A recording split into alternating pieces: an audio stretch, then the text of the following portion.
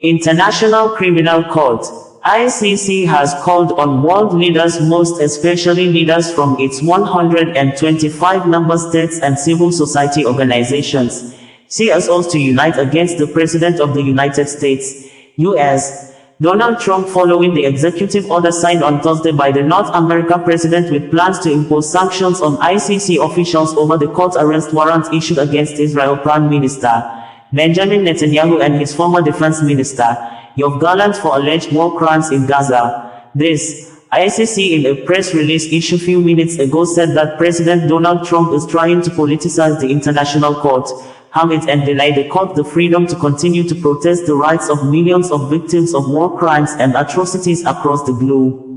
Donald Trump had on Thursday signed an executive order authorizing economic sanctions against the International Criminal Court, ICC. The president accused the ICC of illegitimate and baseless actions, investigations targeting the US and its ally Israel.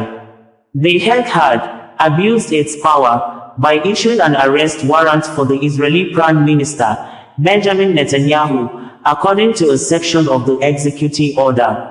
The ICC president, Judge Tomoko Akane, on Friday condemned the U.S. executive order and vowed to continue providing justice and hope to millions of innocent victims of atrocities across the world. The UN Human Rights Office said it deeply regretted the U.S. sanctions against the ICC and called for a reversal of the decision. Israeli Foreign Minister Gideon Saar on Friday praised Trump for imposing sanctions on the ICC, calling the court's actions against Israel immoral and illegitimate. U.S. Secretary of State Marco Rubio will pay his first visit to the Middle East this month, the State Department said late Thursday. Rubio will attend the Munich Security Conference and then visit Israel, the UAE, Qatar and Saudi Arabia from February 13 through 18. The executive order grants the U.S. president broad powers to impose asset freezes and travel bans against ICC staff and their family members if the U.S. finds that they are involved in efforts to investigate or prosecute citizens of the U.S. and certain allies. The U.S. action against the ICC came in response to the court's decision in November to issue arrest warrants for Israeli Prime Minister Benjamin Netanyahu and his former defense minister Yoav Gallant for alleged war crimes in Gaza. Excerpts of the statement of ICC President Judge Tomoko Akane following the issuance of the U.S. executive order seeking to impose sanctions on the International Criminal Court reads below.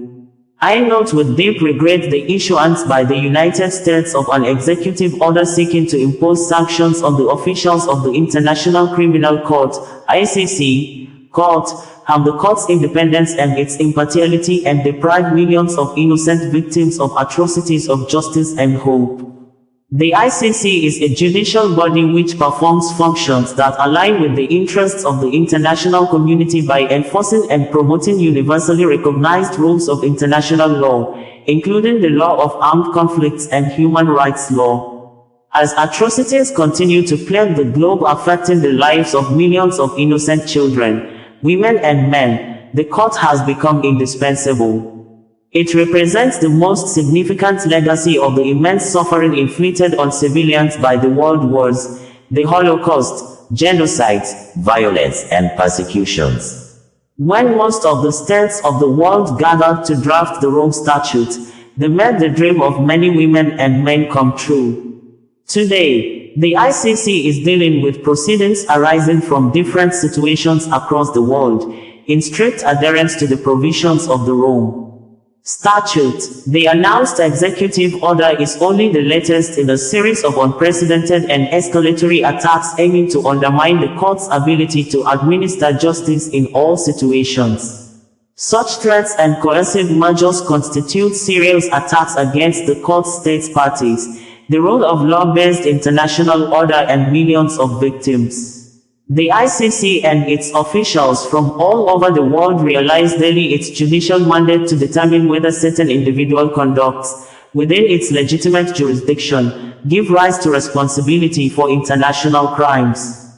We firmly reject any attempt to influence the independence and the impartiality of the court or to politicize our judicial function. We have and always will comply only with the law, under all circumstances. The ICC stands firmly by its personnel and pledges to continue providing justice and hope to millions of innocent victims of atrocities across the world, in all situations before it, in the sole interest of human dignity.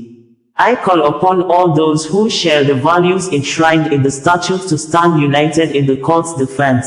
Our 125 states parties, civil society and all nations of the world.